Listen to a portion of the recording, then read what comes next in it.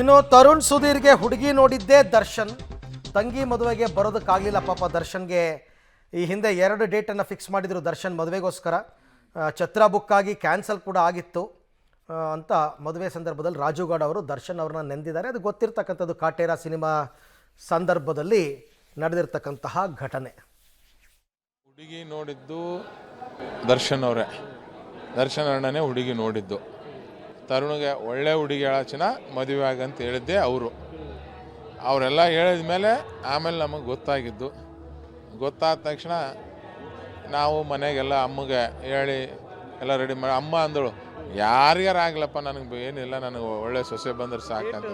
Date ಅಂತಂದರೆ ನಾವು ಒಂದು 2-3 ಮುಹೂರ್ತ ಕೇಳಿ ಮಾಡಿದ್ದೀವಿ ಫಿಕ್ಸು. ಅನಿವಾರ್ಯವಾಗಿ ಅಂಥ ಪರಿಸ್ಥಿತಿ ಬಂತು ಅವ್ರದ್ದು, ದರ್ಶನ್ ಅವ್ರದ್ದು.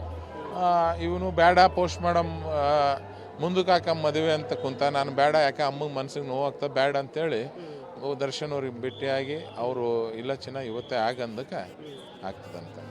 ದರ್ಶನ್ ಅವರ ಅನುಪಸ್ಥಿತಿ ತರುಣಿಗೆ ಭಾಳ ಕಾಡ್ತದೆ.